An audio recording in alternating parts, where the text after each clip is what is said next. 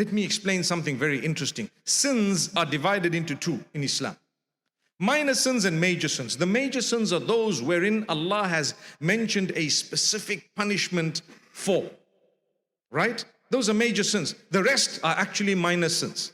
So we're taught by the Quran and the Sunnah of the Prophet ﷺ that when you do good deeds, automatically the minor sins are just wiped out. They're gone. Even though I did not specifically seek forgiveness for those minor sins, you know, we live in an age where as you walk out, as you look up, as you turn around, minor sins keep happening here and there.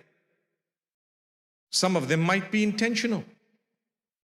You know, it's not easy to control the eyes sometimes. And sometimes you say, oh, you don't realize I'm looking at something I'm not supposed to be looking at, and I have the audacity to say, MashaAllah. Right? And the sister has the audacity to say, thank you so much. Jazakumullah khair.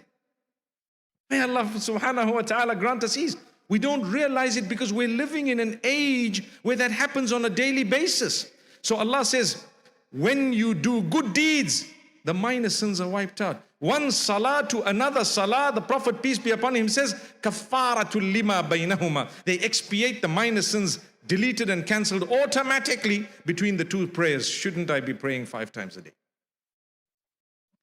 Innal hasanati yudhhibna as-sayyi'at. The Quran. Allah says, indeed, good deeds will automatically delete the bad deeds. Good deeds automatically delete your bad deeds.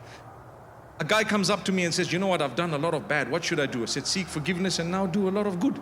The reason is, there is a scale on the day of judgment where your deeds are weighed. Allah did not say those who committed sin are not going to go into Jannah. Allah says, you know what? If you have more good deeds than bad deeds, you go into paradise. Subhanallah. And this is not referring to the bad deeds you've been forgiven of.